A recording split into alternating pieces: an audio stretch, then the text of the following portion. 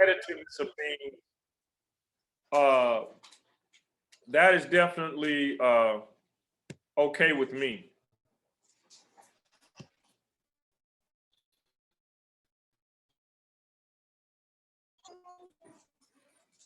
Inner E5 is about understanding just as much as where you came from and what you inherited through the bloodline, as opposed to knowing your Odu and what does that mean about you going forward. It's just as important. Because you have that Odu for a reason. It's not about you just going forward and what you prayed for, but also what you brought into this dimension. Because when you remember at your Itai, if you remember, if I gave you your Itai, I made the quote, "For that which was known in heaven, let it be now known on earth." So the Odu is part of the contract. The Odu is part of the journey to testify to where you come from, where you are, and where you're headed. The Odu is about what happened, what's happening, and what is going to happen. So Jesus talks about this new city, and we're in this Aquarian age, and you're this practitioner of an indigenous system that's growing real fast. You're getting all different types of shapes, sizes, colors, people. They're creating, recreating. They're branching out. They're bringing things into the so-called tradition, because we got these people out here say, well, they're not really practicing Shay Shay. Shay Shay just simply means the ways of your ancestors. Man, there's no reason for us to skip 300 years ago, practice the ways of our ancestors that was putting on slave ships when we have ancestors in this country. And we have to make a testament to them, because if they didn't exist or survive, we don't be sitting here listening to this recording or listening to this class. During the series, I'm going to be bringing out what I call a lot of scholarship. So you definitely want to write down the names of the books that I may give. That's going to be important, because I'm actually be working from my library personally. I think one of the things I was going to say earlier when I spoke about Dr. Derek and Dr. Keisha, these are psychiatrists, psychologists. They have patients. They do therapy work, and they brought a what I would call a very, very dynamic Q&A in that part of the conference. It helped a lot of people, to where I now know their clientele has been overloaded just with those individuals at conference. And I gotta say this because it's important. And I do appreciate those individuals who have stated to me, even in conversation, yeah, my therapist said the same thing, or when I go to therapy, there's nothing wrong with therapy. There is nothing wrong with therapy. Babalawos, Ianifas don't have all the answers. Some Babalawos and Ianifas have been to therapy, which gives them clarity on a lot of things. So the goal of this series is not to get you to go to therapy, but to look at those things that are therapeutic to the development and your betterment of life. And if that includes you going to therapy, then let it be so. And congratulations to you. Inner Ifa is important because of some of us have unconsciously stepped into Ifa, unconsciously not knowing why we stepped into Ifa. So if I was to come and ask you, why did you choose Ifa? And as I travel, I want you to be attentive, priest and avaricious. Priest and avaricious. When I come to your city and you see me, and we're in a round table, don't run, don't go to the bathroom, don't say you gotta leave early, because I just may ask you, why did you come to Ifa? Because see, that is important. In our definition of Ifa, universal truth, the natural order of things, what the things that hold up this dimension. When I was asked the question this morning, why Ifa? I was able to explain it very well because I have crafted my craft and I'm still crafting my journey. So I'm here to tell you, as I put in my first book, Who is Sambo, and I thank my Luo, Dr. Pega, I said, thanks for the tool. Ifa is my tool to help me understand, live my purpose, and most importantly, reach my destiny, reach my destination. So I'm gonna have a nice tombstone. Even if I am cremated, I'm gonna still have a tombstone. Because it has to read something to the degree that I understood and lived to the best of my ability, my purpose. And whenever I decide or am I contracted to go home, I've reached my destination.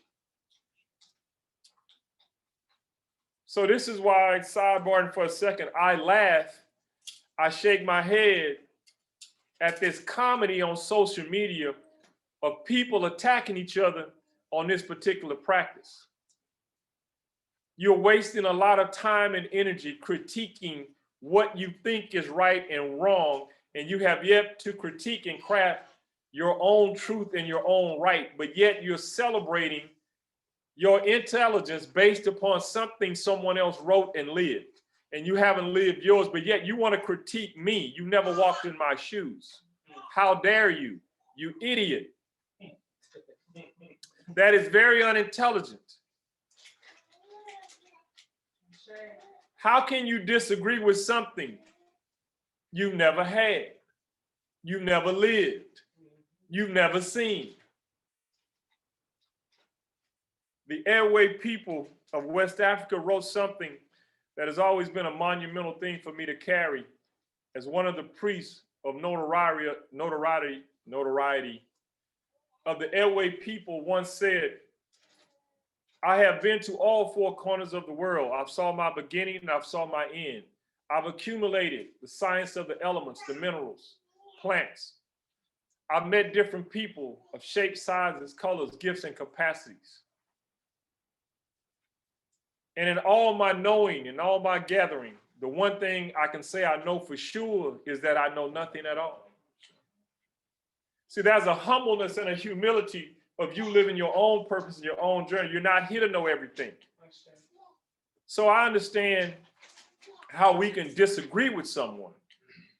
Disagree with me, critique me in a negative way, and I want you to understand that is part of my elevation and evolution. That if you critique me, I am going to listen because there may be something in there that I can use. But to talk about me to bring me down, you're wasting vital prana. You're wasting vital. You can't hurt me. I don't know you. Now I'm using myself as an example to give something to you because it's very, very important when you start developing inner Ifa. You have to understand your own failures, flaws, shortcomings, your insecurities, your doubts, and your fears. And you might be talking about someone based upon one of those words that I just said. You may be so insecure that you got to talk about this brother and this sister. Then the worst thing of all, you go get an ally to agree with you. Now you got two idiots. It's okay to disagree with something based upon a scholarship. It's okay to say, because I don't know what you're talking about, I may have to investigate it. But to sit there and tell someone something is not true that you've never read, you never heard, you've never seen, you've never experienced. I'm not going to call you what I think I should call you. I am just going to say you should go back and do your homework. Ashe? Ashe. Inner Ifa is important in the Aquarian age. Inner Ifa is important in the 21st century as we move along. Ifa is old. The wisdom of nature is old. In the Odu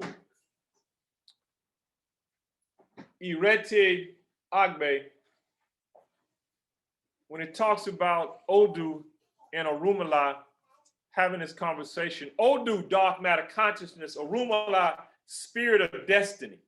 The spirit of destiny is having a conversation with dark matter consciousness.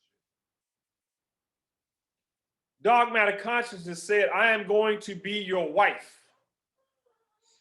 Dark matter consciousness, the unknown, says, I am going to be the wife of the spirit of destiny. Your purpose is to honor that marriage when you come into flesh. I don't care who you marry, as a man, as a woman. I don't care who you marry. If you're a woman and you marry a woman, you're a man, you marry a man. It's not my business. It's not my contract. It's not my Odu. I'm keeping my eyes on my own mat. What I'm saying is Odu, dark matter consciousness, married destiny. And destiny took the privilege of saying, I will let no one, I will honor your agreement to let anyone see your face. To break that down in simpler terms, you cannot see the face of your beginning and your end in flesh. Everybody with me? So while you all over here in somebody else's business, you might be wasting valuable time of honoring your destiny. Why are you sidebarring over here? Someone told me when I was traveling, yeah, they starting to circle the wagons on Trump until Donald Trump goes to jail. That ain't my business. When Donald Trump goes to jail, that ain't my business.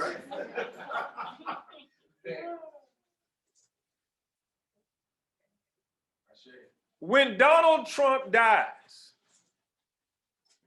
I'm not going to attend the funeral. I didn't know Donald Trump. I know of Donald Trump. But if Donald Trump's funeral is in the middle of me binging a new series on Netflix that provokes my thought, I'm watching the series on Netflix because that provokes my thought, not Donald Trump. See, we have to be honest about our life. We have to be honest about our purpose. Most importantly, we have to be honest about our interests. Why are you interested in this and why you're not interested in that? Why does Spirit keep putting something in front of you to get to know, and why do you keep running away from it? Ashe? Inner 85 is important. I titled this particular class, Who and What is Our Trauma? Did anybody see the title for this class? Thank you for being honest. Who didn't see the title of the class? So I'm here to tell you the title of this class is Who and What is Your Trauma? Now, we can't answer that in 30 minutes. We can't answer that in an hour. We can't answer that in one day. We have to go through a series of things. So I wanted to lay some groundwork out. So if everybody has been with me since the start of me talking, this is why we have to deal with this thing called inner Ifa, because we have to go back and bring some healing. Now, to my godchildren of kindred spirit, but a different pigmentation. This is not an attack on your European background or your European ancestors, because I have them too. And yes, I have called upon them.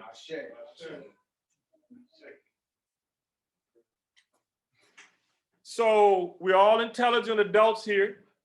We know what's happening out in the world. So don't take anything personal.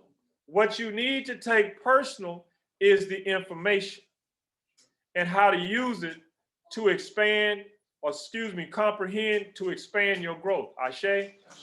All right, we got that out the way. Now, when we ask the question, why inner E5 is where the series is going. Okay? So when everybody says, well, why is Baba talking about ancestral karma and healing, and why is it we got demons, and why do we got to start understanding this and studying that and being better at this? Because this is inner E5. Inner E5. I personally don't believe I can elevate you by sacrificing a guinea fowl. That's just me.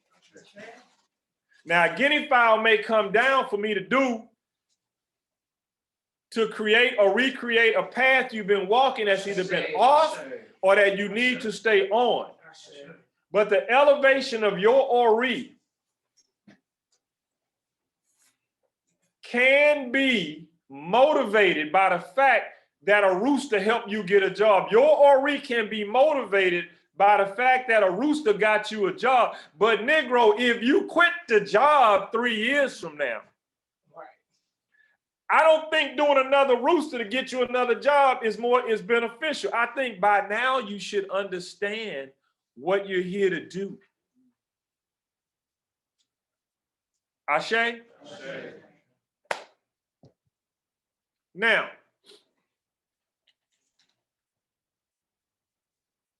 who and what was our trauma? See, we got to go way back. For those of you out there in Zoom land, you can wave your hand. How many of you all have had the ancestral DNA test? Beautiful, beautiful. Now, I know there's some online conspiracies saying they taking your blood because they're gonna store it in a warehouse in a library, and then when the race war come, they gonna take your blood. Some of y'all gonna be zombies. Y'all gonna be. I'm gonna be like Daryl. I'm gonna be like Michonne. I'm gonna have my sword and all this kind of stuff. And they using it through the COVID vaccination. Now you got the monkey pox, which you already had the chicken pox, and you already had the small pox. So you got pox this and pox that, but you're still here, people.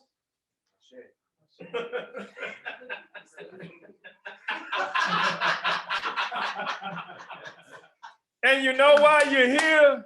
Because the people that own Dunkin' Donuts need somebody to make the donuts and buy the donuts.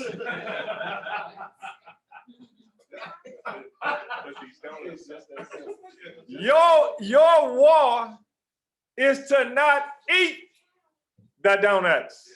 That's it. So let's stay away from, how can I say, if your ancestor was colonized through an imperial government, I won't even go through all the atrocities of Black and brown people from the different continents and islands. I don't know how you got to the point to where you're scared of a virus. The virus is what kidnapped your ass. Hello. I can't say ass? Oh. Behind. You're behind.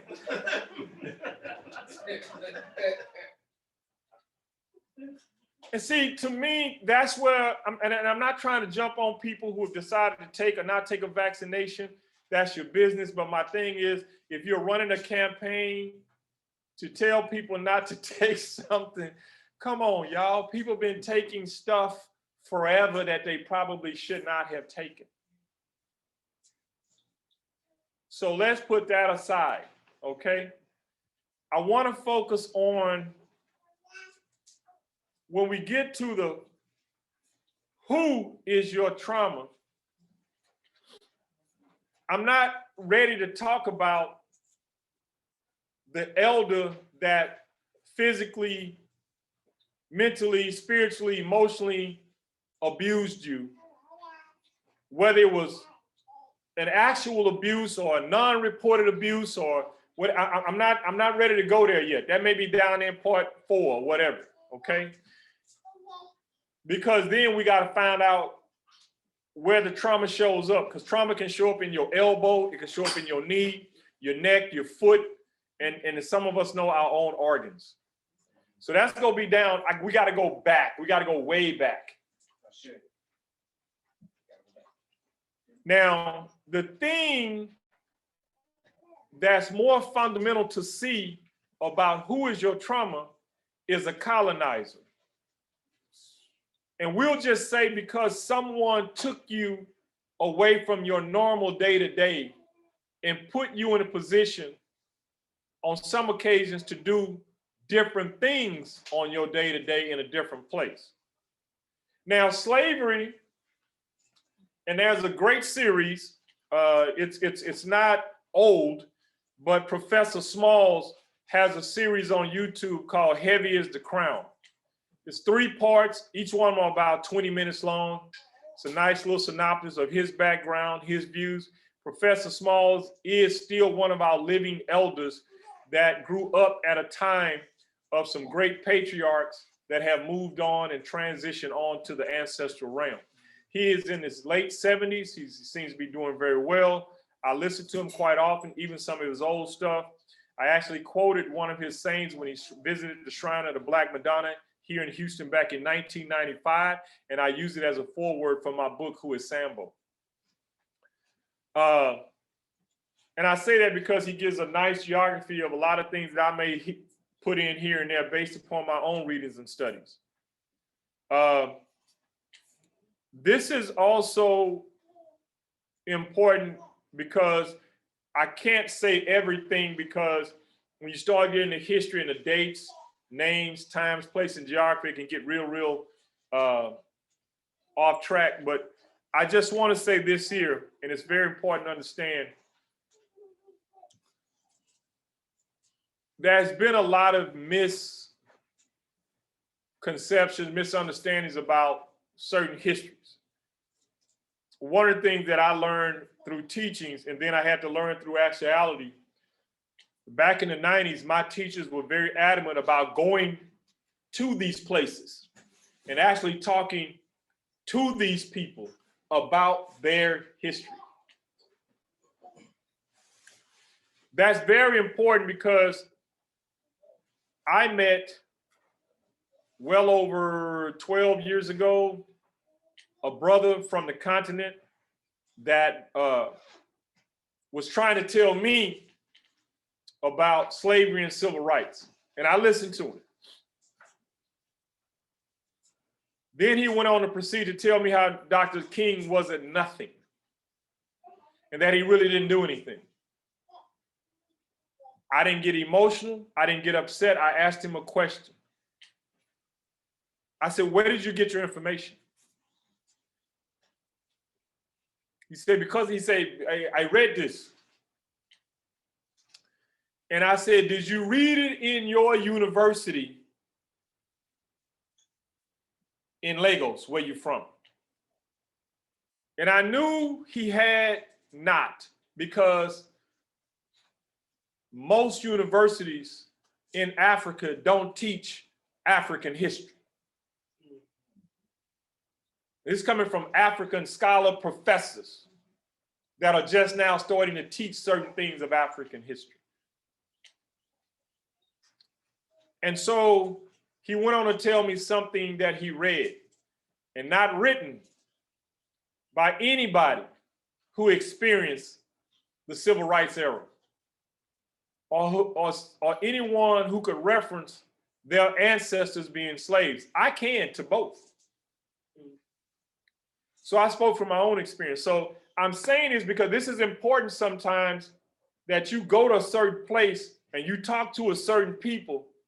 And I'm not talking about some online video.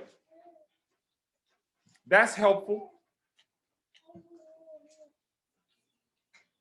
But when you go into Charleston, South Carolina, and actually go to the home of Denmark Vesey, and when you go around that city and you see the predominant people there are tourists, and the predominant of the tourists are white, and the predominant of the white tourists are coming there for a reason, not to, quote unquote, educate themselves about slavery, but as we were told by the Europeans there, they are coming to show their children what they once had.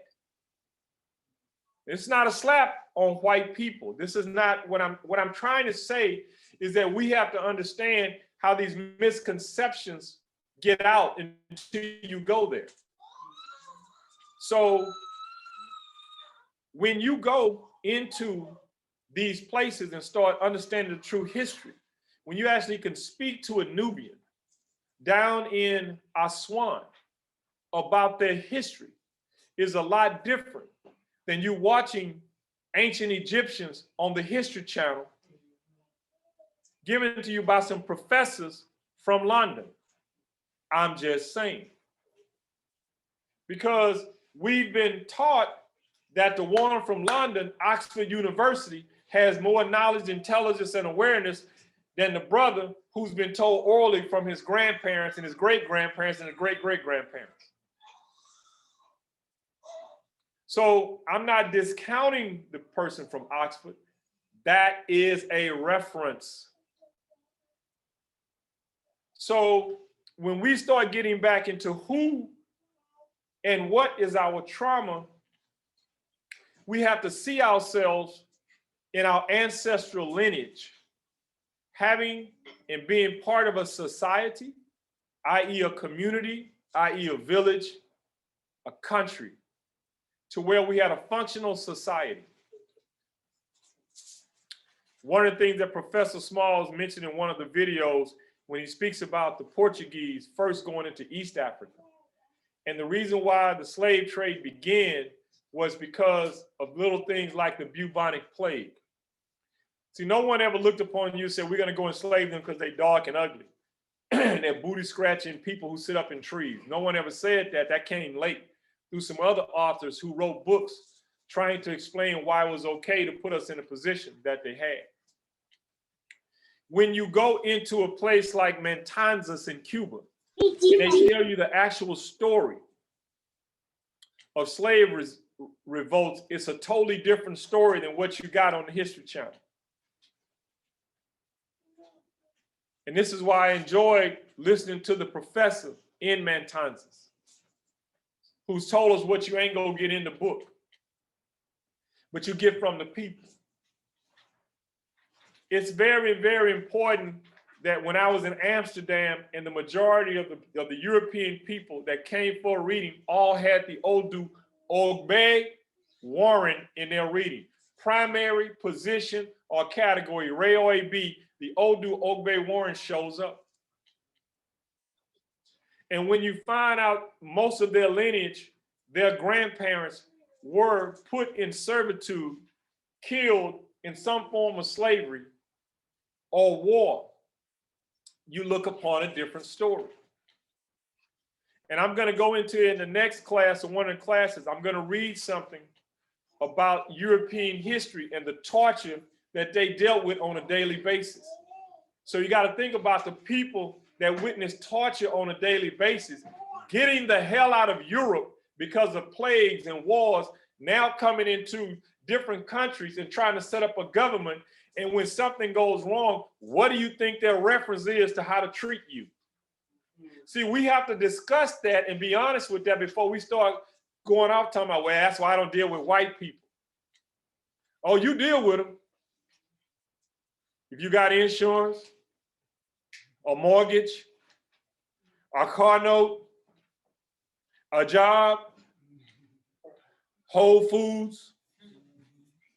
So let's cut all that bullshit out. Oh, I'm sorry. Let's cut all that stuff out.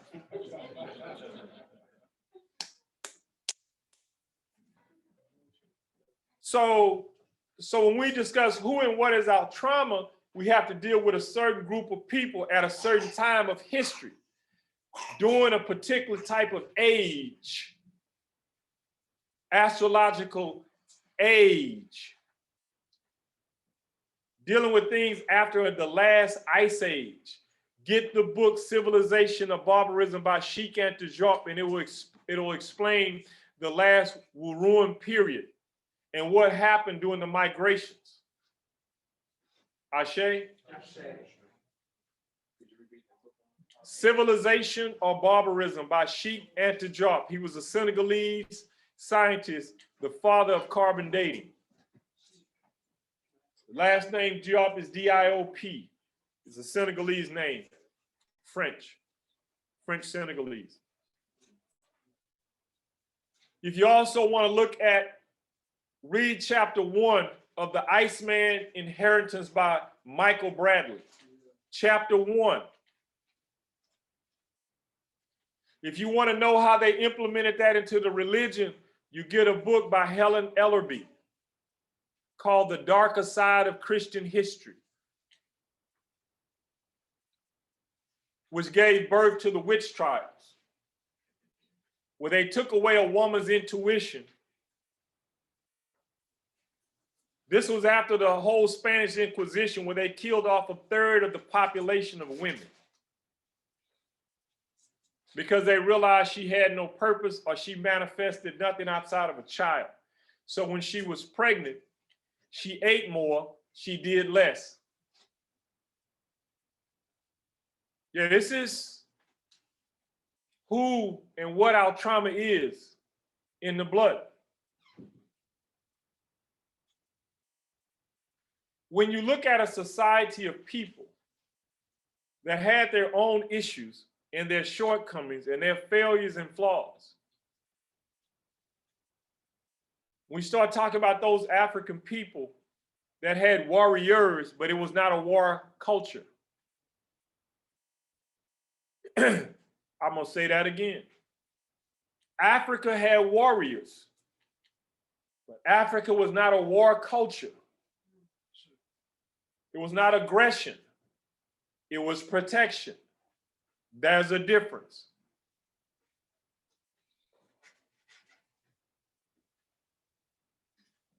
I want to fast forward to something just to give you a hint of where we're going.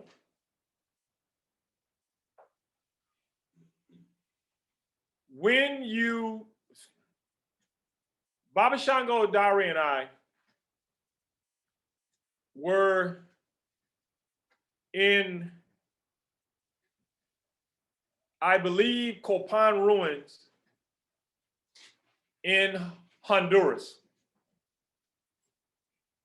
And we were visiting some of the Mayan relics.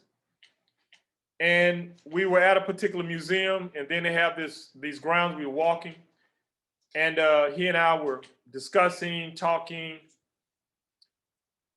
In 2014, he and I started in Panama, and we made our way through every country in Central America.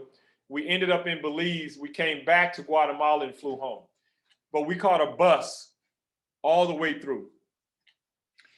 And every country we got to, we saw similarities, but we also saw differences. It was a beautiful experience. Now,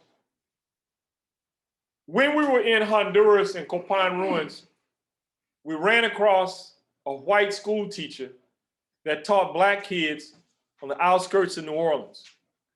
And she wanted to take a picture of us. And I'm the one asking, did you want to take a picture of us? Because of the questions she was asking. Because in her mind, it was a phenomenon to see Black folks traveling to a country to study history of another people. Ebony magazine reported 10 years ago that the overwhelming majority of African people in America, or African American, when they get ready to travel, domestically, Vegas, New Orleans, Los Angeles, and New York. Internationally, Jamaica, some of the islands, and then Mexico. 1.13% travel to Africa.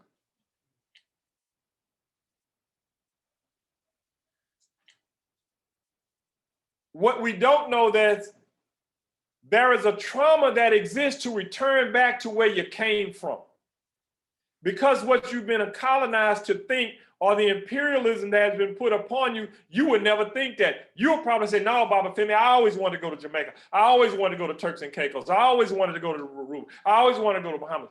Why you ain't never wanted to go to Africa? A professional baseball player that I met found out I went to Africa and asked me, why would I want to go to Africa? And I asked him, where else would you think I'd want to go? He said, have you ever thought about going to Paris? I don't want to say the four-letter word that begins with an F, but that's how I feel about Paris. Would I go to Paris? Absolutely. I would love to see the Louvre, but that's not on my bucket list. The closest I may get to Paris is French bakery, French fries, French pastry.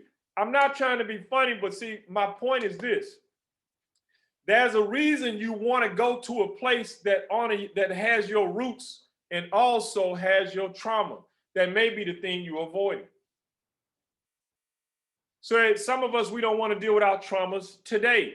Some of us don't even look at our traumas as trauma. We look at it as the way we was brought up. Because our parents treated us in a way that their parents treated them. And then the parents that was treated that way was the way the colonizer treated them. Because when you go to certain places in Africa, they still treat their children the way some of us treat our children, but there are ways they would never think of treating their children the way we've treated our children. Genital mutilation is not an African tradition. It's something that was adopted based through a religion that's not African. But the scholars will tell you this particular religion has its roots in Africa. It does, but it don't have its mutilation, genital mutilation in Africa. Africa loves life too much. Babies are blessings, it's abundance. So I just want to throw that in to let you know where we're going, because we have to discover all the things and the isms that people put upon us, and we look around and we get offended because we know there's a part of it that's true. But we're offended because it may put a responsibility on us that we don't want to address.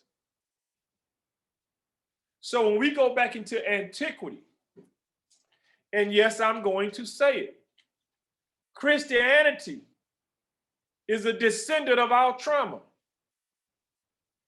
We are the East Africa gave birth to Christianity, but the Christianity that's down at the church in 2022, that's some trauma. It has traumatic effects.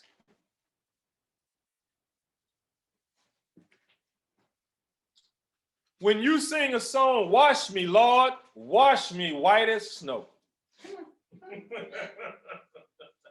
That might be some trauma in that song.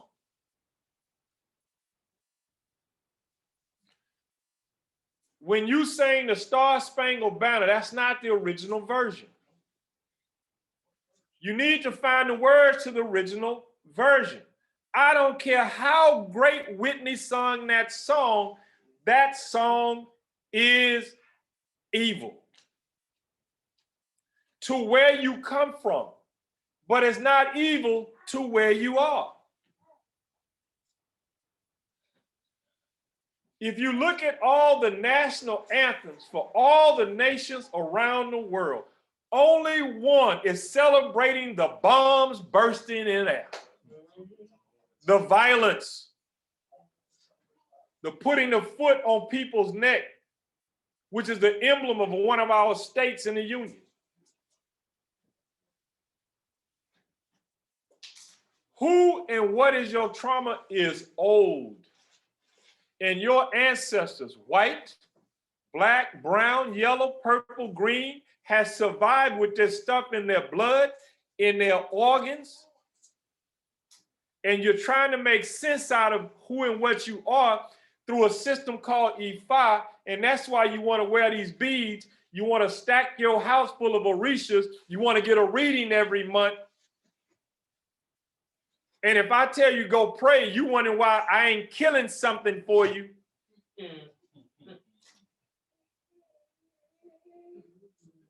And I've been doing it for you for 3 years.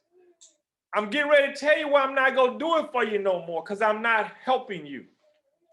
I ain't nothing but a Bible pusher man for some of y'all. And I'm tired of pushing the drug of a blood elbow to free you from some stuff you ain't dealt with that grandpa and them left you with.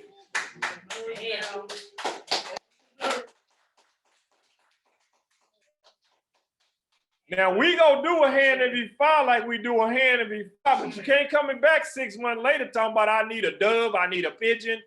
Oh, Baba, I ain't had a sacrifice in 2 years. I shake. I shake. Are you working? Yes. Are you eating? Yes. Are you dating? Yes. How's your health? Good. Why you need to kill anything? Well, there's this one lady at my job that keeps messing with me.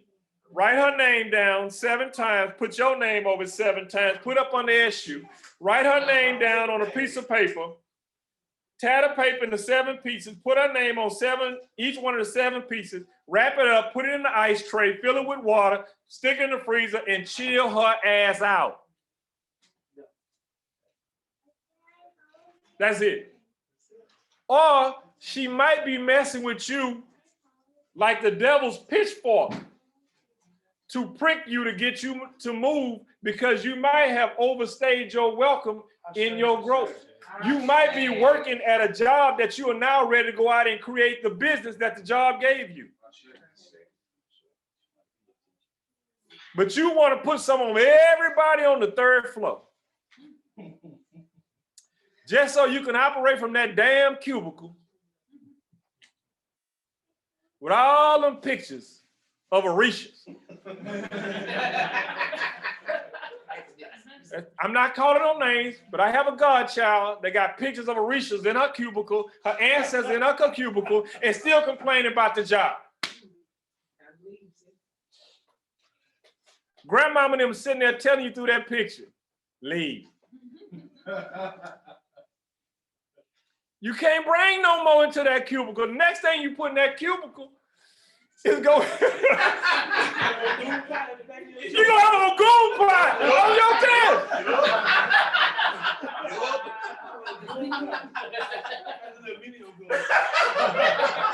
Baba Femi, I need a traveling SU. I need an SU to sit at my desk. That's okay. It gets you through the day. But you can't bring no goon pot. You can't bring your king at your desk. Don't be laughing at me, Lance. I see you laughing at me. I'm just saying, people. Hey, walking in the job with your old goon pie. Baba Femi, what is that? I don't know if that's allowed. Those look like little weapons. And what is that orange sauce in it? Is that Heinz 57?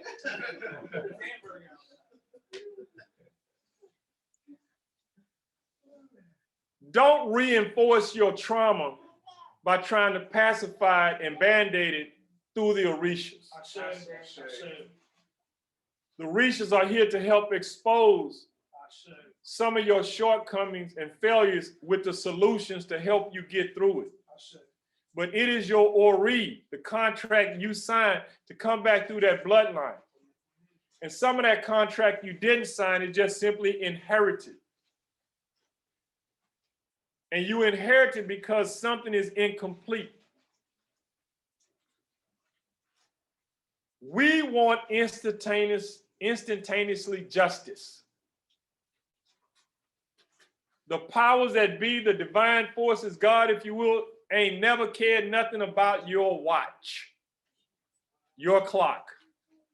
Nature don't care nothing about that. Nature operates on its own clock. Sunrise, sunset. Gonna rain, rainy season, dry season. Nature has her own clock. She ain't into your stuff. When it's time to snow, when it's snowing, that's when the Caribbean have its highest tourists. You're trying to run away from the snow. Ain't got no problem with you. I'm just saying nature has her own clock. And you have your own clock. And it's time that you start addressing some of those failures, flaws, and shortcomings. Now, when we say from long ago, if you take the institutions that were birthed by indigenous people all around the world, it doesn't matter what color, what race, I'm not getting into that. Indigenous spirituality, naturally crafted based upon the geography and the climate where a people lived. The belief system does not have to be agreed upon by another civilization or country. When you look at the book Contributions Now Valley Civilization by Anthony Browder, when you look into the different teachings about the invasions into South America and Central America and the Caribbean,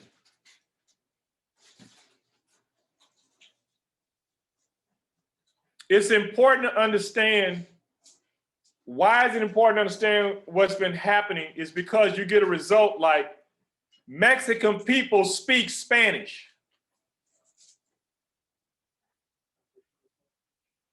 Mexican people historically are mestizos, an Indian, or people that spoke their language. Spanish is the colonized language.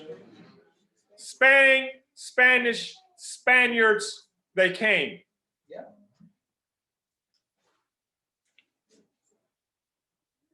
It's important for us to understand the Indians or the native people that were in what we now call Brazil did not speak Portuguese.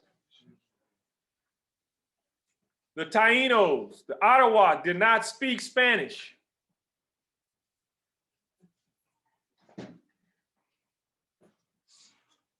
That's important to understand because see, here's my thinking.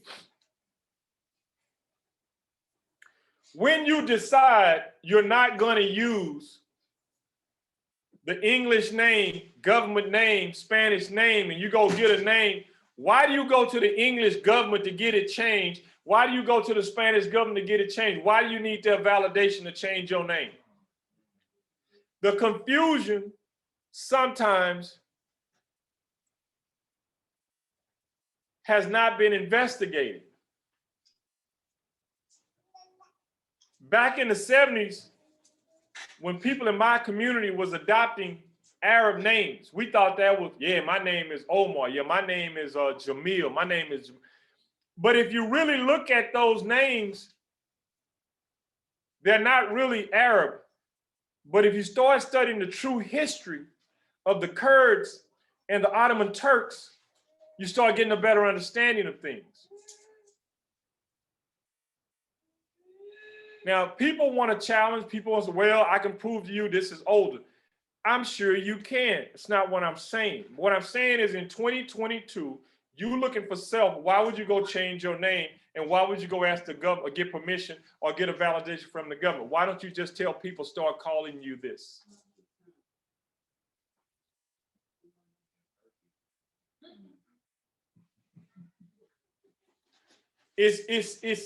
It's the confusion that SU allows because you have not gotten past the fears, the doubts, the insecurities, and move back them up to really tap into who and what you are.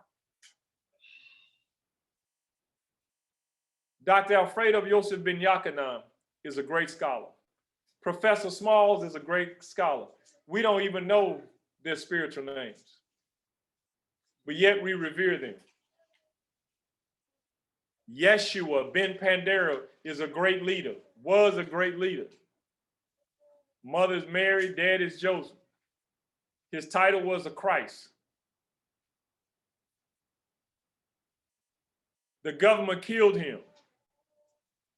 You ever thought about him going to the Roman government to change his name to not be part of the Roman government? We have to start investigating why we do the things that we do. Because a lot of the things that we do may be out of an old hurt and trauma that we don't remember consciously, but the blood and the memory and the spiritual DNA is carrying that. So on your days when you're having deja vu and epiphanies, when you've had these dreams, when you had these aha moments, you need to investigate them. Why does it seem like you've been in this place before? Why do you seem like you know this woman and you know this man? Why has someone showed up in your dream that their feature was so vivid that you could see every detail in their skin, but you never met this person? Who and what our trauma is old. And yes, I use the colonization and imperialism because of some of the things that it that made our people act and react in a way to where they had to survive under these particular type of auspices, and they had to survive under these atrocities and stuff like that. They died not being themselves. They died in not completing certain things in their journey.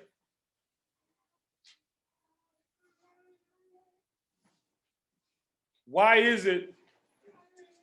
It was so funny. I had a friend that told me when they were a kid, they couldn't watch Zorro.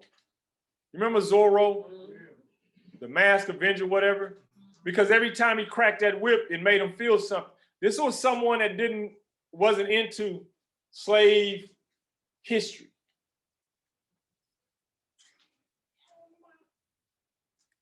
But when we start to have conversation,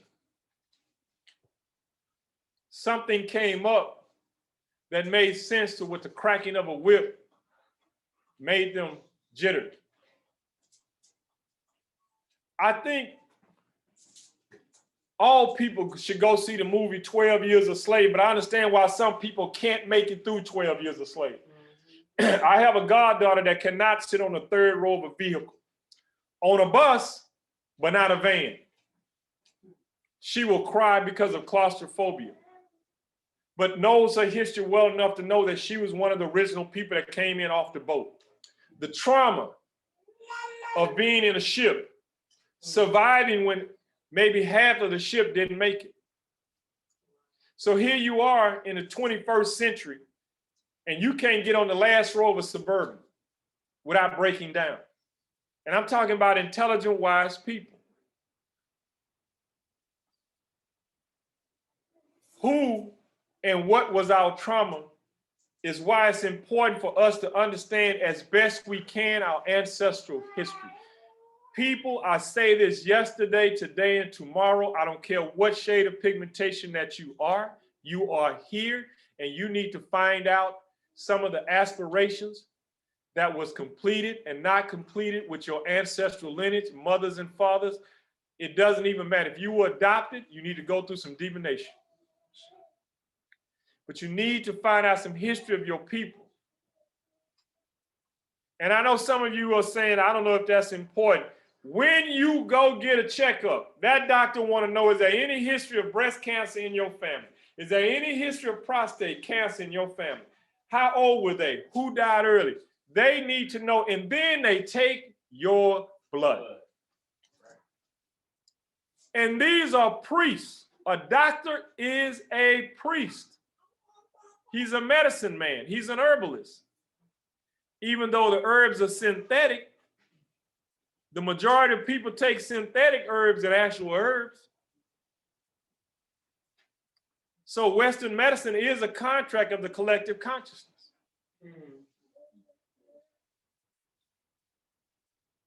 So they got to put a poison in your body to get rid of a poison in your body.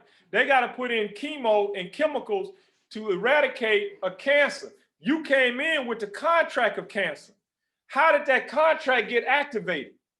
What is it that's eating at you that you can't let go of, that your mama couldn't let go of, that your grandmama couldn't let go of? Why are you perpetuating this and you got 3 babies over here with that same contract?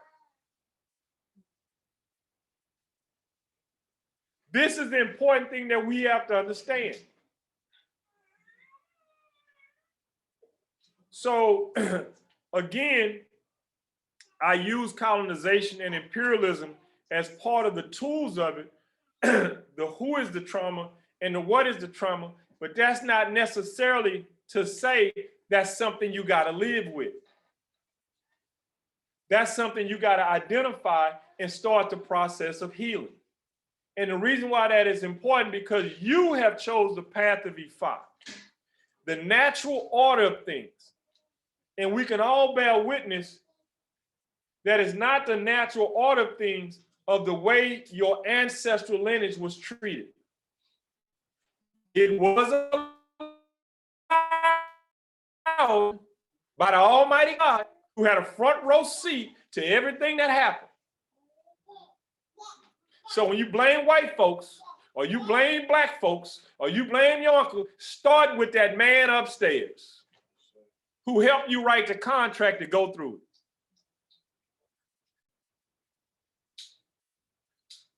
When they said, Africa said, God is one.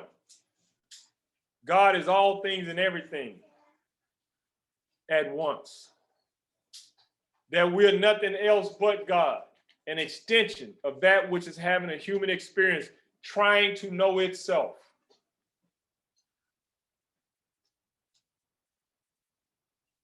People say God is good all the time. No, he ain't. Depends on where you're standing. God forbid if your baby just got shot, I don't think that's good. That's just Baba Femi. If one of my sons was to leave before me, I'm not going to say praise the Lord. I got to find out why that happened.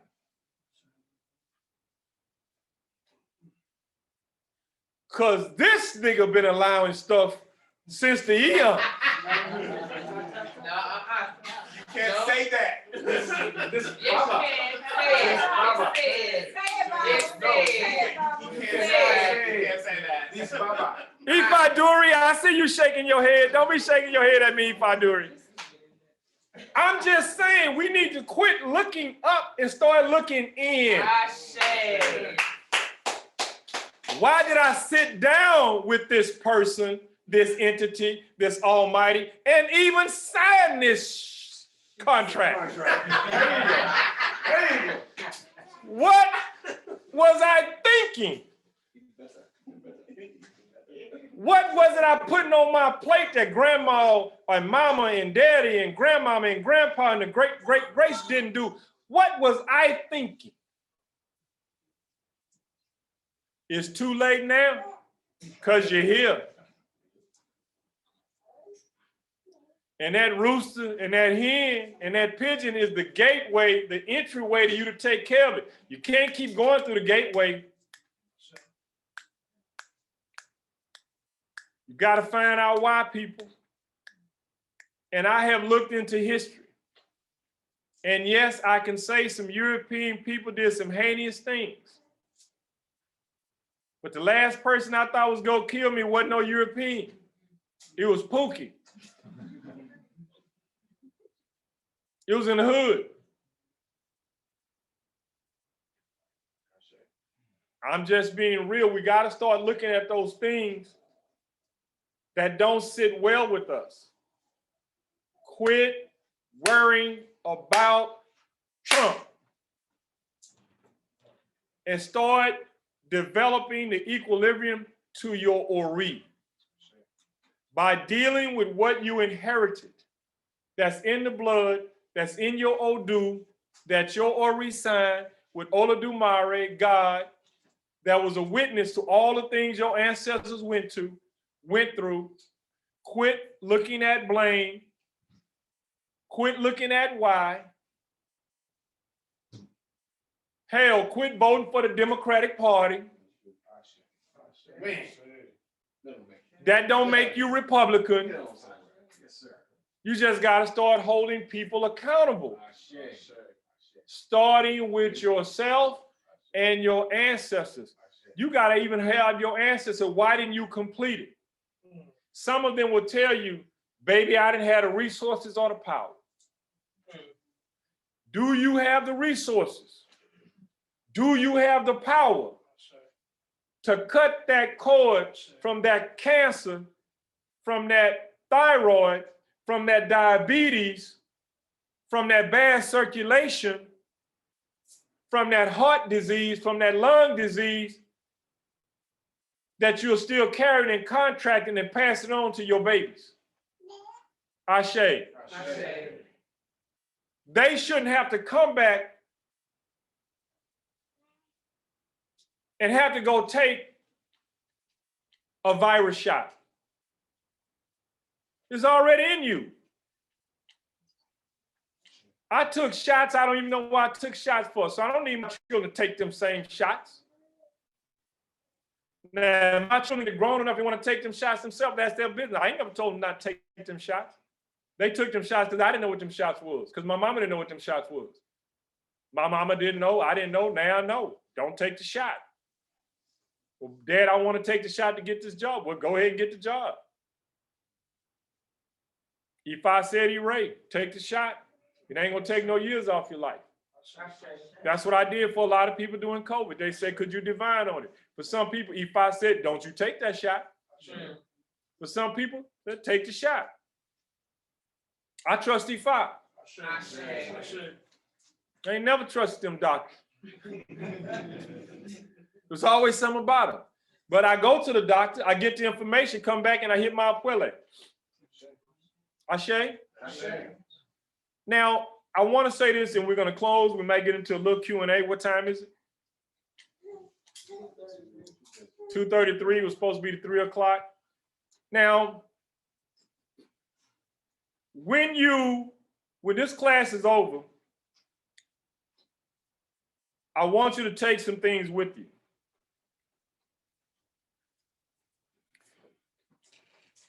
Baba Femi, I don't know if I've had a traumatic experience. Write this down.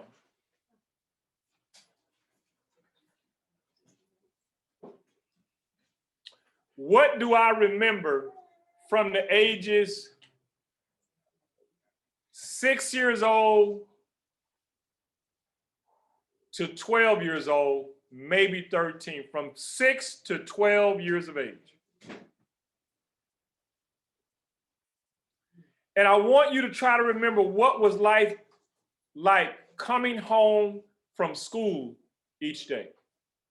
What household did you walk into? And how did you feel?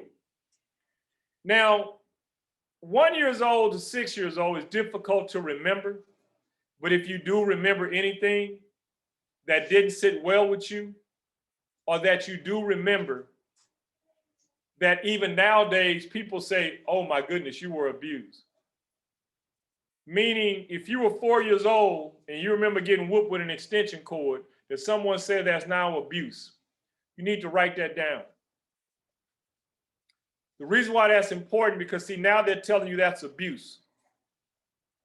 But doing at 4 years old, it didn't look like abuse because you saw somebody older get whipped with an extension cord. And as you got older and looked back, you saw somebody younger get whipped with an extension cord. People, you should not whip people with extension cords.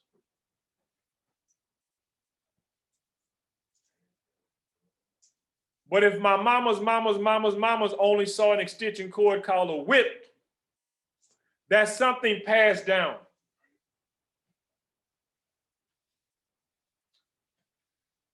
One of the most provocative parts of the movie 12 Years a Slave that I actually froze it on my television and took a picture with my phone was when the dude,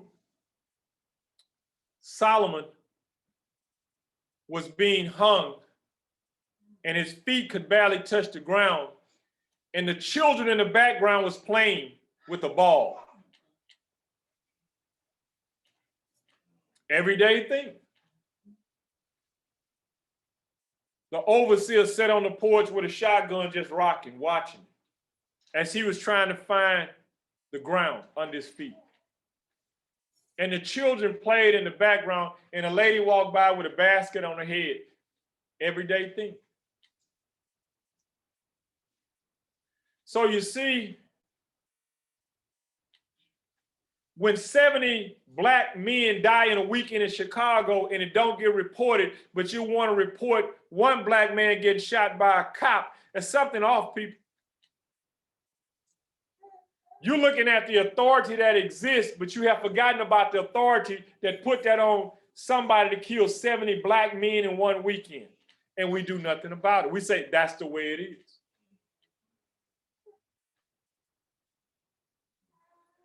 We live witnessing trauma daily by watching the media.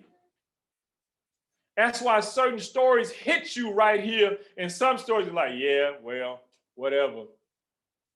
But then there's some stories that just hit you right there. I sat in the barbershop, and one of the guys said he don't believe the shooting at Uvalde ever happened, and he can prove it never happened. And I knew the only way he could prove that was somebody who was speaking on social media.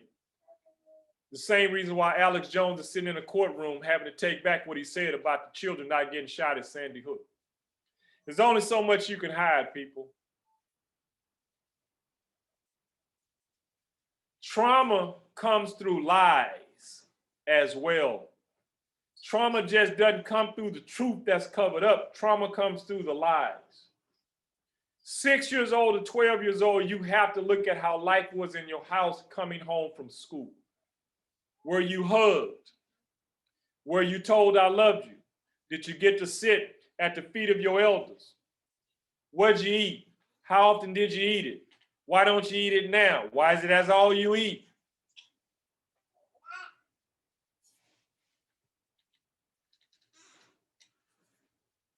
How was school? And then when you got home, no one wanted to hear it. Why were you the only one in your household or one of your few siblings that made good grades and cared about school, but your grandparents and your parents didn't go to school? Why was there never connection made of nurturing, of intimacy?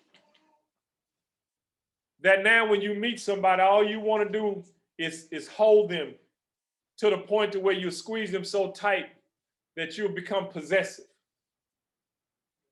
To where you want to know their every move, that you have now got pings all on their cell phone to follow them.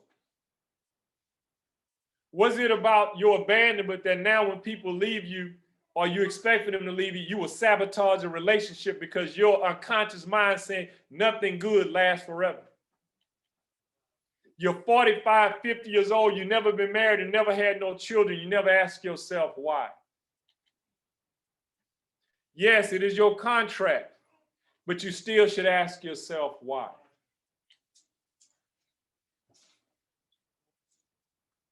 Who and what is our trauma started long ago.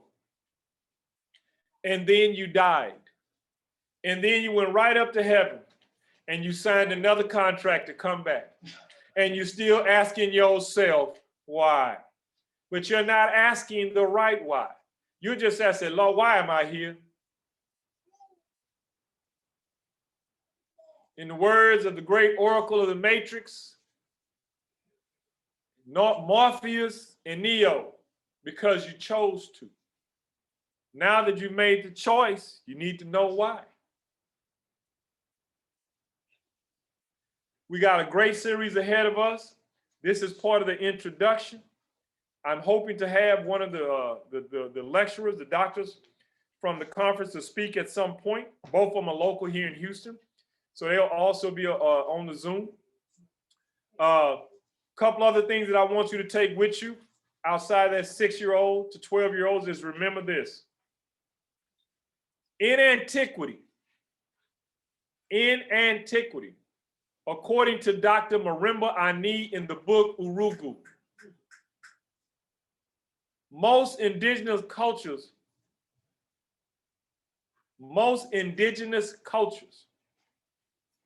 were focusing on the power to do. The power to do to bring harmony and balance. But there were those in other cultures that was more concerned with the power over, to control.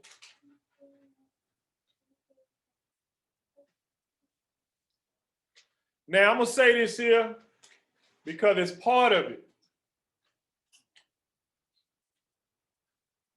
Control,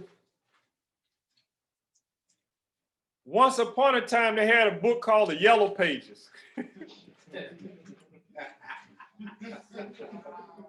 Once upon a time, they had a book called The White Pages, where everybody had their phone number in there. It's about that thick. Now it's about that thick. Now they don't even have no more. But back in the day, or if you got any homework, or if you, look, part of your homework, if you can find an old phone book, when you first open it up, they got all kind of stuff in there.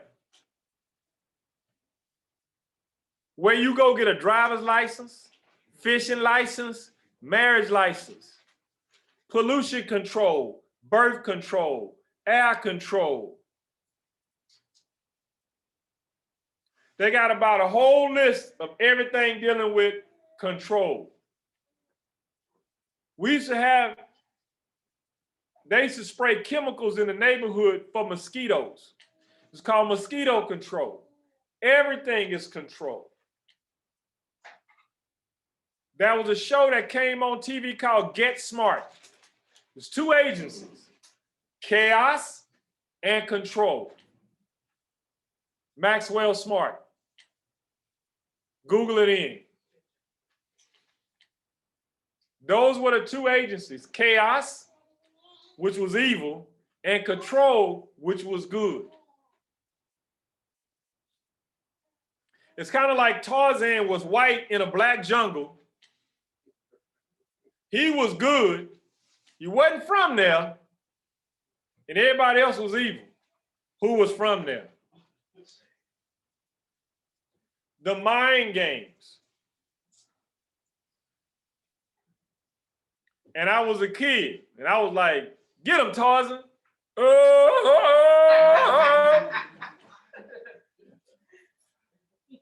And he had a little friendly monkey.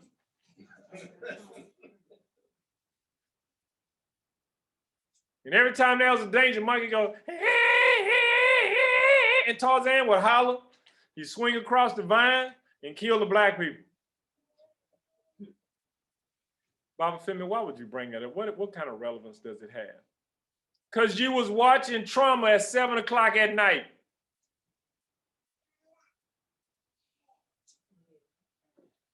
I'm just saying how important it is to look back at what you were doing 6 years old or 12 years old, because 6 years old or 12 years old, I couldn't wait for Tarzan to come on. And then they brought a better Tarzan. He was more educated. Yeah, this one had a friend, a black friend named Bo Mangani. Yeah, well, Johnny Weissmuller was still, but they had a new one come on, Ron Eli. Yeah. He was a new Tarzan. He walked around almost damn near like he had a cell phone. I'm just saying, we don't really understand certain things of trauma. It's so evasive and it's so subtle and it's so institutionalized. Trauma is just now the abuse you had of something that was done to you physically, spiritually, and emotionally. That's mental trauma. That's things that are passed on in the blood of how you see your world. So it's very, very important when we do these series, there are things going to come out while we still harbor. I really want to get in on this. Why we still harbor diseases, why we still won't do certain things. I need for people to understand that religion has, is, and will always be for poor, unintelligent people. I said it. Religion, I don't care how rich Joel Osteen and T.D. Jakes is, religion has, is, and will always be for poor people. Go ask Jesus Christ. Go ask Abraham, Buddha, Mohammed. There's never no rich people going there. There's never the 1% the billionaires. There's no Park Avenues. That's who you work for. That's who govern your civility. Or the civil society.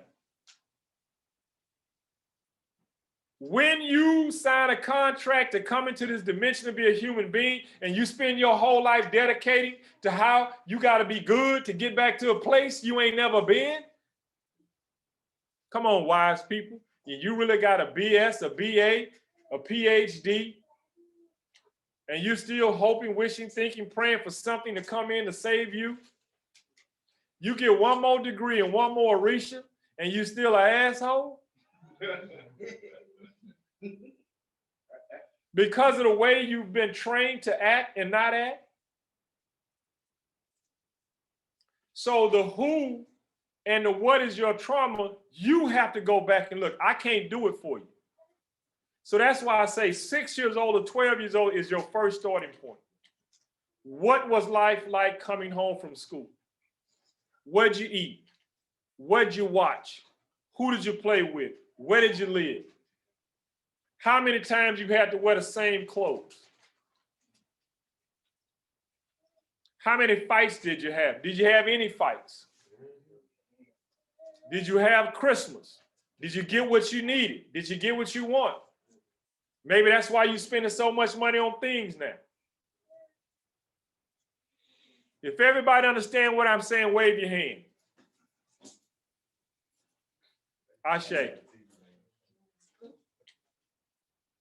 Now, if you tell me that you didn't have nothing because of white folks, I'm going to be disappointed in you.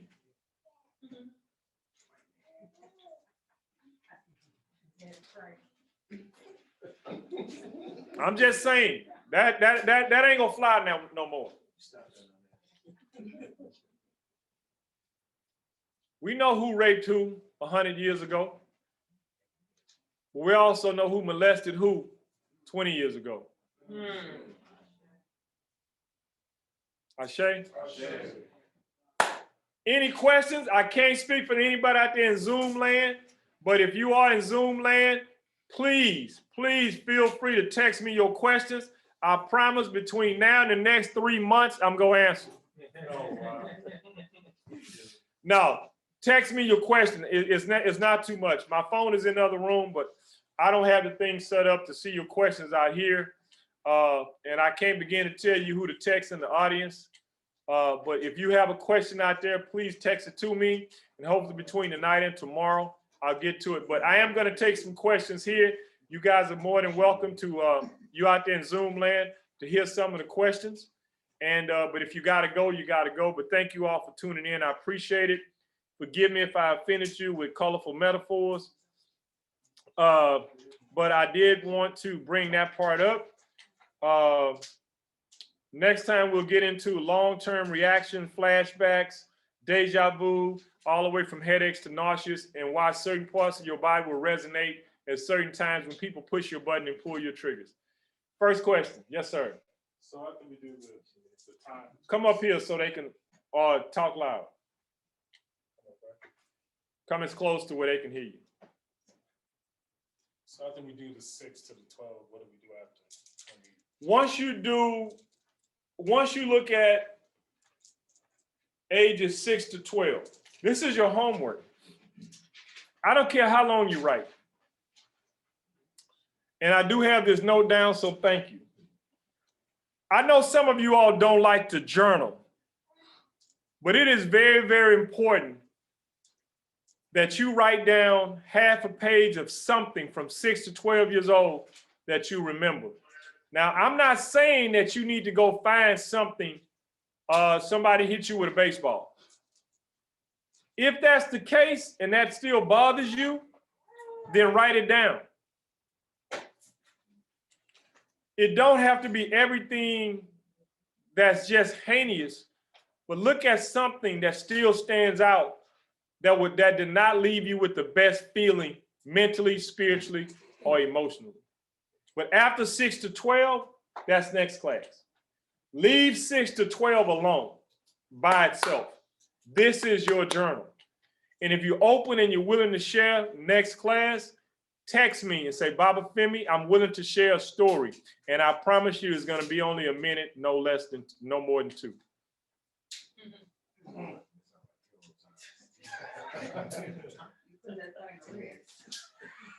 Anybody else? Can you go over that 7 pieces of paper on Weinstein? Okay, she want to know about the ritual. Okay, so There's 2 rituals deal with writing down names. Actually 3.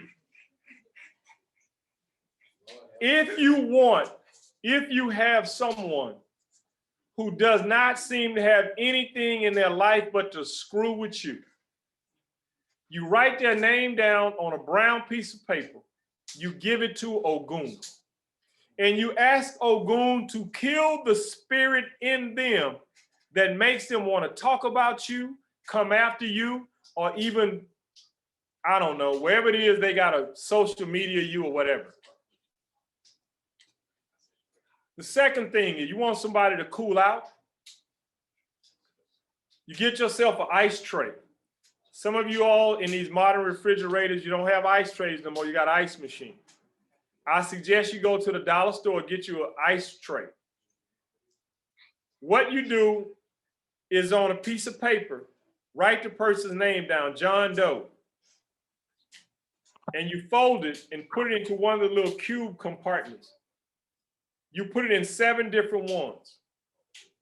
Fill it up with water, pray over it for spirit to chill them out, cool them down.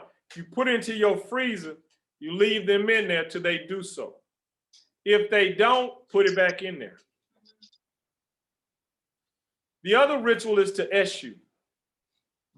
On a brown piece of paper, we'll say like this here, from top to bottom.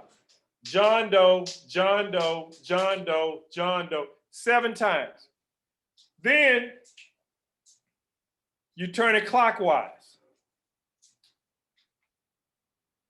And then you write your name over it. It's gonna look ugly in Scrabble, Jane Doe, all the way down. And you raise up your SU stone, your OTA, and you stick it up under the OTA. Don't stick it up under the tray, stick it up under the OTA. Place it back down. You give SU palm oil and gin for the hot negative energy. Then you give SU coconut water and honey for the sweet energy you want to come in.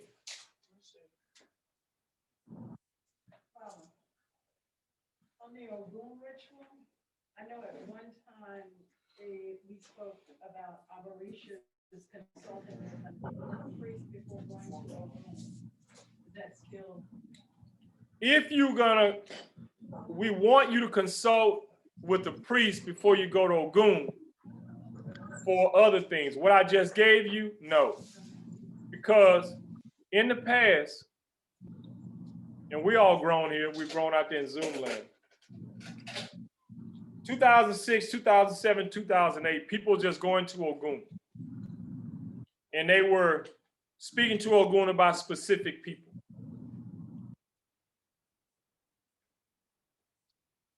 We had 3 deaths for the people that they put in their pot and the way they put it in the pot. It was without the right protocol. It's a car accident. One person got shot, one person got stabbed, all related to Ogun. Ogun doesn't deal with a gray area. It's just black and white. Believe it or not, your heart only deals with black and white. You can lie all day, but your heart knows what the truth is. So you have an Ogun pot to kill the spirit in someone that speaks ill of you. To kill the spirit in someone that wants to really try to hurt you is your fundamental right to protect yourself. If that doesn't work, you need to consult a priest.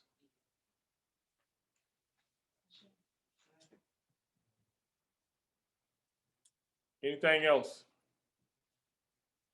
Yes, sir. Bob, can you elaborate a little bit more on Bill Warren and the historical lineage of white ancestry and how that might play into like looking at those earlier years? The question is to elaborate on the Odu Ogbe Warren and how does it correlate to European ancestry? Yeah. First and foremost, every Odu, all 256 are sentient, which means they are actually living entities. They're patterns of dark matter consciousness that when they come into this realm, this dimension, they play out a sequence of events. Everybody got that? Everybody got that? Sister Naima, you're not waving your hand. I see you. Okay. Every Odu, all 256, are sentient.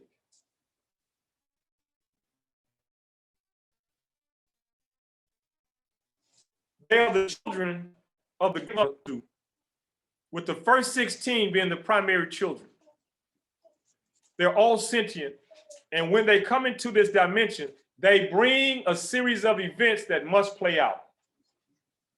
As above, so below. As within, so without. So when you come into this dimension, a series of events must play out. The beautiful thing about her is the fact that when she gives it to you in China and gives it to her in Mali and gives it to him in Florida and gives it to her in Brazil, it can play out differently. Same energy, similar events, different climate, different culture, but it must play out. Ogbe Warren, or what we call Ogbe Wunle, governs European ancestry and certain levels of European consciousness.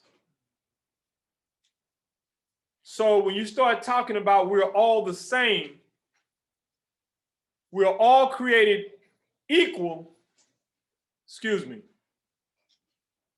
we're not created equal, we all are created equally. Shades of people and DNAs of people are different. Odus mark things and how they come into existence. When you look at the stories, fundamental story of Ogbe Warren in the Sacred Ifa Oracle, it speaks of what? Potential choices for husbands and wives.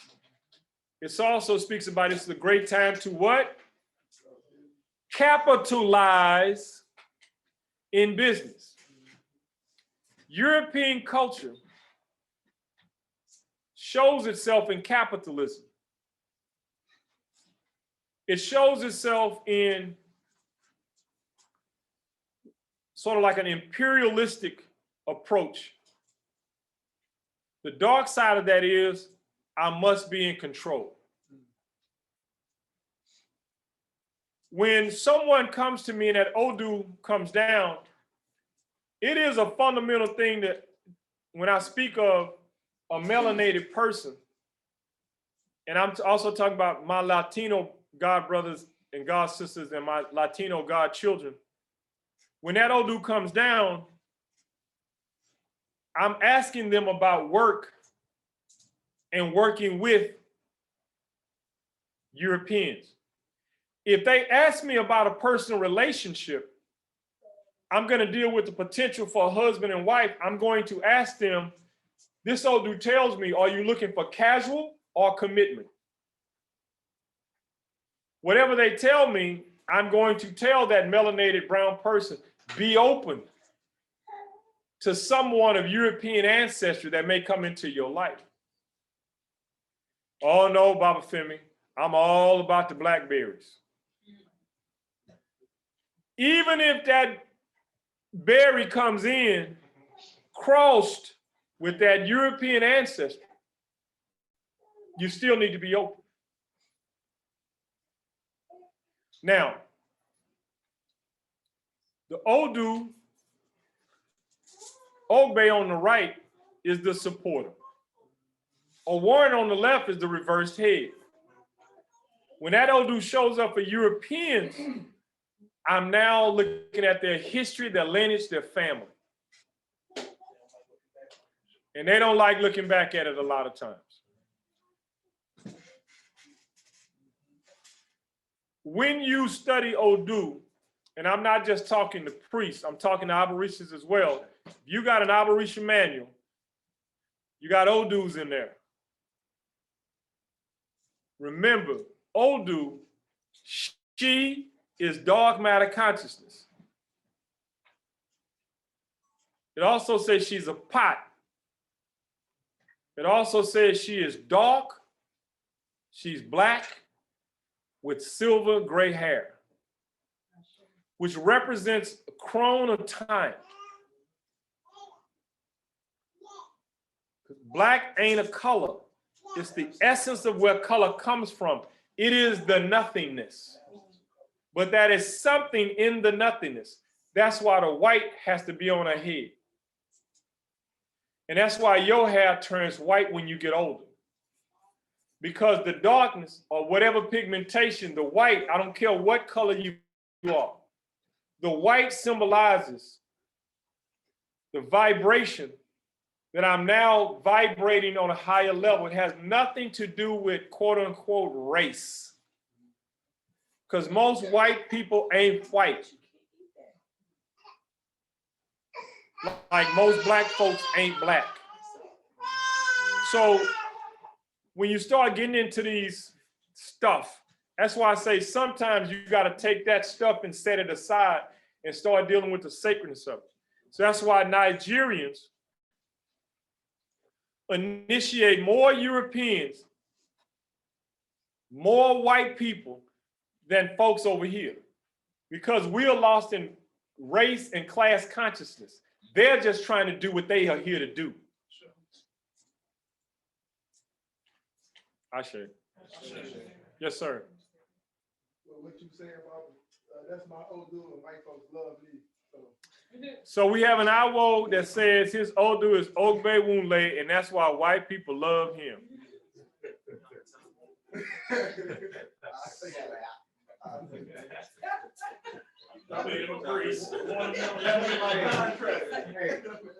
I tell y'all what, Sheldon, can you go in the house and get my phone and bring it here?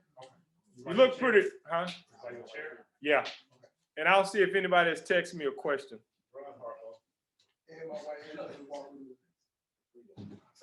Yes, yes, ma'am. So, Bobby, you mentioned earlier about how we will use the cancer example, right? We say, you know, we sign this contract in heaven, we carry it over, we hold on to all the stuff from our, you know, ancestors even before, and we pass it on to our children.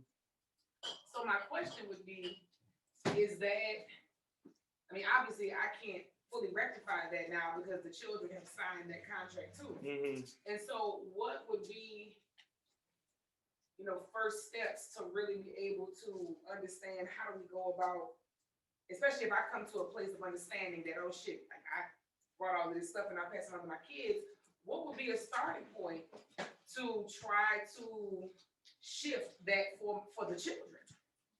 Okay, everybody at that Zoom land, did y'all hear? If you did, wave your hand.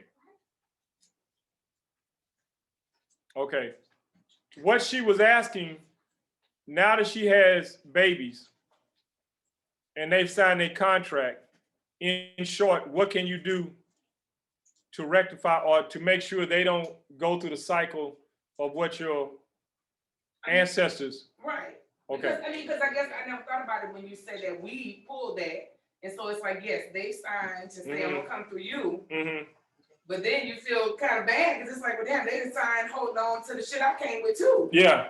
You know, and so what's the starting point? Or is the starting point simply, we're here now, we have you fine, we use the tools, we use the different. That's it. She said, so what do we start doing now to make sure, for example, if you've been diagnosed, or we'll say this here, if you had a mammogram and they found a spot on your breast, okay?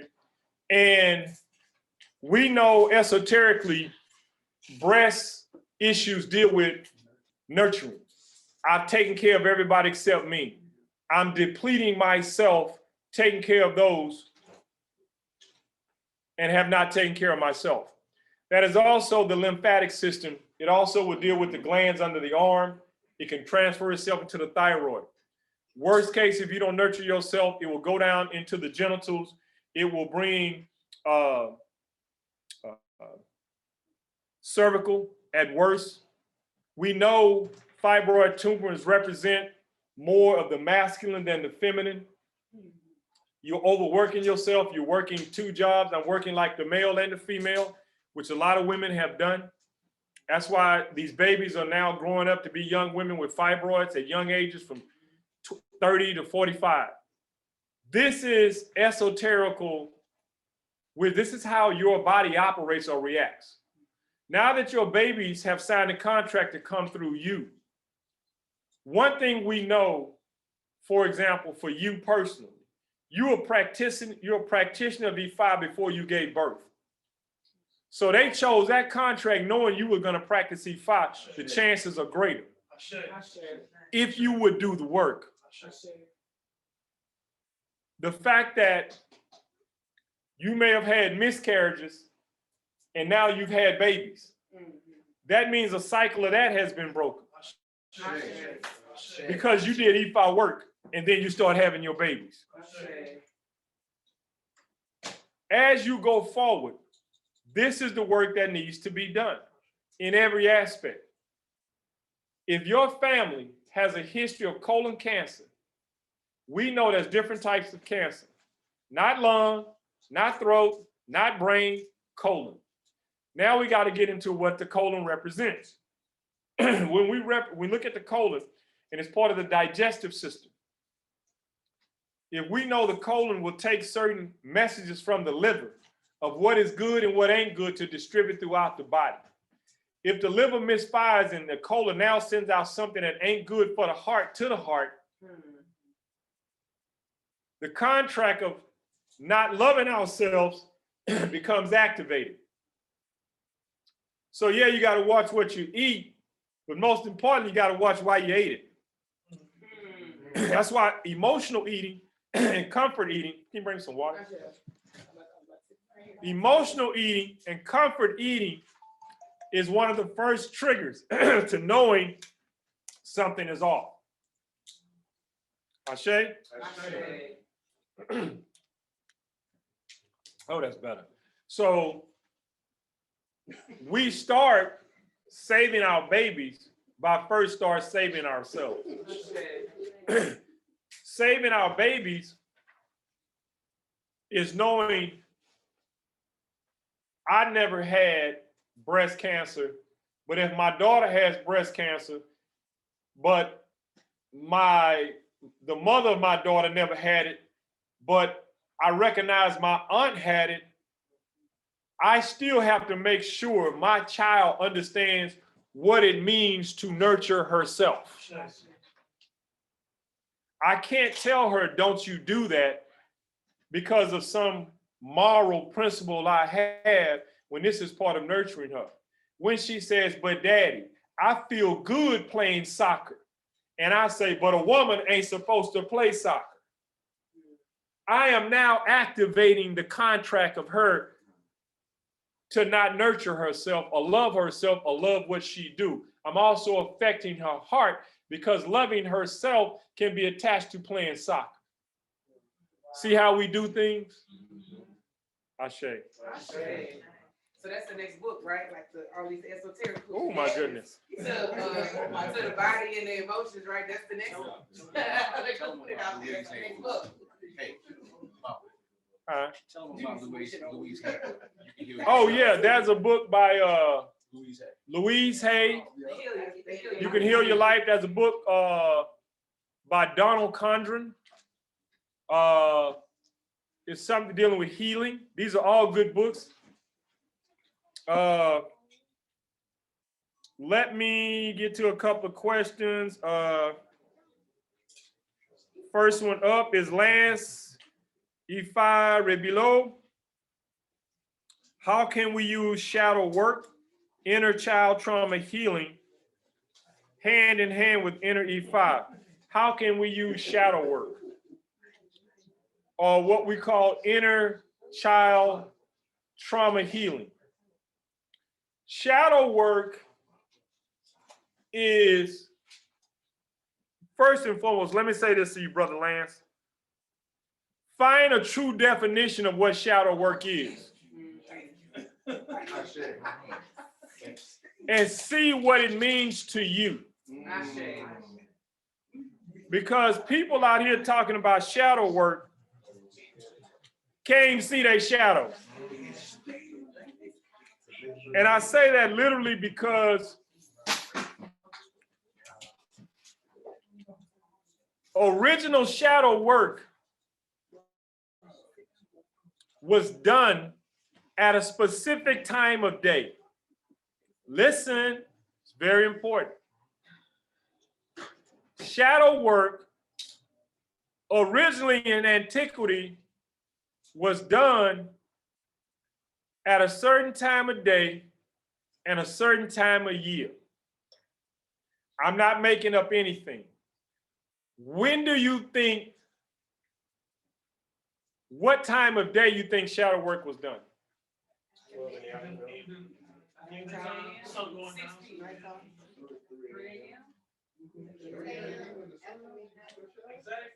Shadow work was done at 2 times of the day. When the shadow was the longest, when your shadows are the longest. Listen, In the morning and in the evening. the shadow work first done is at 3 a.m. Oh, wow. The next shadow work is done at 3 p.m. See, 3 a.m. is the peak of when you are having your dreams. Not that you can't fall asleep 1 in the afternoon and have a dream on the couch. Not that you can't wake up from a dream at 12:30. But it is believed those spirits of notoriety will visit you at 3 a.m. 3 a.m. is when you are to receive in darkness. 3 p.m., when you see your shadow, you need to look at how it's moving. Now, that also brings us to a time of year.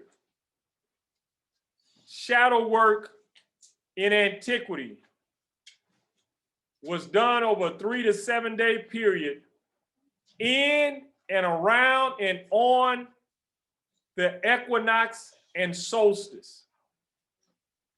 Now we got books, we got lecturers. They will tell you we're going to have a shadow workshop and you can do it every day. I'm not against that. I'm not against that. But the first thing I need to clear is, what is your agenda? What is the agenda for you healing inner child trauma or child trauma? In other words, have you totally identified it? Because when you go to see one of these doctors I'm going to bring, they're going to ask you questions. They're not just going to give you information, they're going to ask you questions about child trauma. So that's why I was speaking about 6-year-olds or 12-year-olds, which some people call the formative years, 2 to 7, 3 to something like that. So shadow work can also literally involve a mirror. You can burn a candle, a tea light in a lit room. Now this shit can get scary because something may show up.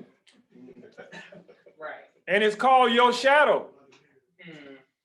Or listen, what you have been shadowing.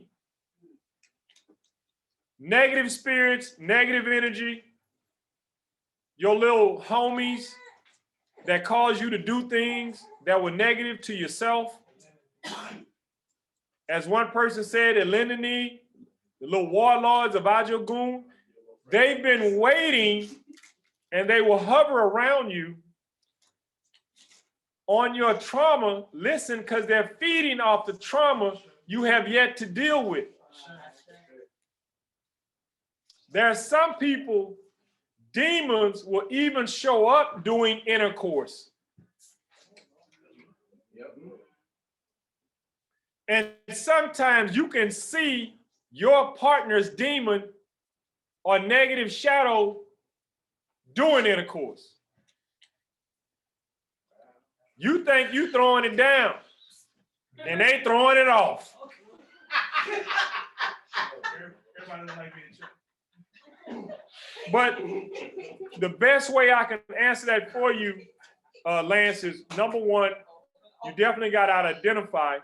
And shadow work, in my opinion, based upon what little I know about it from antiquity, is ritualistic. It involves sacred times and sacred seasons. I would also suggest, just like people are realizing, I need a partner for ayahuasca ceremonies, or I need someone to be a witness. Find someone you can trust, a non-judgmental. You don't need nobody trying to analyze you, but someone there to potentially make sure you don't freak out. But the objective is to find out what comes up to address it. So I'm a supporter of plant medicine. Anything that can help summon up or get you to identify those little isms from long ago or past life that are still a stumbling block to your success, prosperity, and peace of mind. And most of that occurred during child trauma. Now, I do know there's a couple of books out there about shadow work of recent. I'm only familiar with a couple of them, so I don't want to go too deep. I'm only operating from the point of the shadow work I heard about the late 90s, early 2000s, when I first came across it in a place out here in Spring, Texas called Tranquil Times. There were some palm readers, some psychics out there, and they were talking about shadow work, and I do remember that part of it being, and as I more investigated, it was sacred time, sacred season. Baba Shango Diary could probably even tell you during your quote unquote Christ seed time would probably be good as well. Okay, I'm gonna answer one more from Follow Shay from Seattle. If there is a huge memory gap from 6 years old to 12 years old, I'm quite sure there is a reason that that's not remembered. Especially if you're under the age of 42. If you're under the age of 42 and you can't remember, you got a gap from 6 years old to 12 years old, you really, really need to look at your habits. You really need to look at why you like certain things and why certain things you don't like, people included. Please don't take this the wrong way, but you might even want to look at why you're in Seattle. Most people in Seattle, somewhere in their birth numerical chart, has the number 2, 9, or 11, either straight up or added up. February, September, November, or even the 2nd, the 9th, or the 11th, somewhere added up.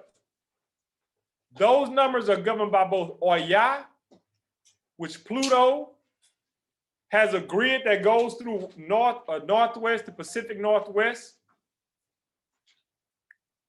It deals a lot with both Oya and Ogun because of that rain, that depression. That's why they have those suicides. That is also why it's the rainbow, the most liberal state in this union. That's why folks in Seattle are running all over different shapes, sizes, colors, gifts, and capacities, marrying each other. That's why they was the first state to legalize marijuana. That's also why they have the most serial killers, suicides, because that is Oya's energy. 2s and 9 will bring in both Oya and Ogun.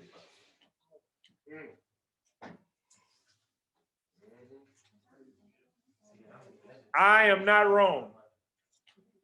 I can also take you to New Orleans. I can take you to Georgia. I can take you to New York. That's why I say, if I was another Babalawo, I wouldn't like Baba Femi either.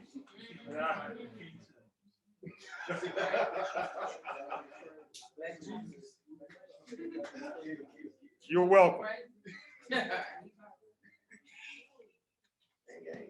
Anybody else? Anybody else had a question? We're getting ready to wrap it up.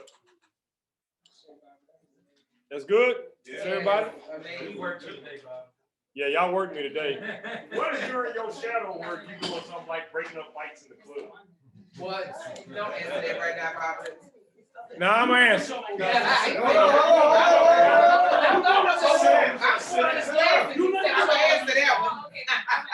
Listen. You want to know why you security, why you a bouncer, why you breaking up fights in the club.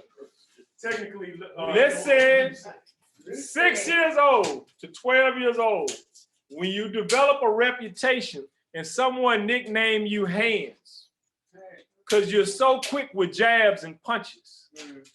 And your first defense when you can't explain yourself is to fight.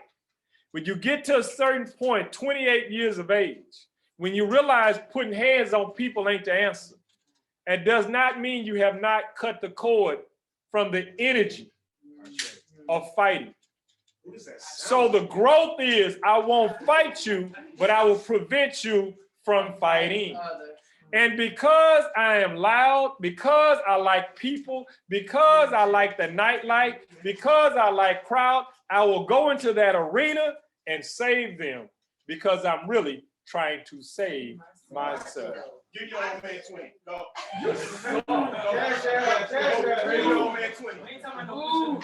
And I'm gonna need at least 10 push-ups, brother. Answer that question. And of course he gonna do it. Damn. No, I wouldn't have asked that question in the class. That is my son. And for you all out there in Zoom land, as a father, whenever my children would ask those questions and it was a uh-oh, they'd have to give me at least 10 to 20 push-ups. That's why they all bodybuilders, and that's why they're all in good shape. And that's why Steve Jr. never really asked those questions. Okay. Love y'all. Enjoy the rest of your Sunday. If y'all have any more questions, let me know. I love you all more than you know. This is the first part. Do your homework, 6 to 12, 6 to 12, 6 to 12. Ashe. Ashe. Wonderful class. All right. I'm gonna have to leave this.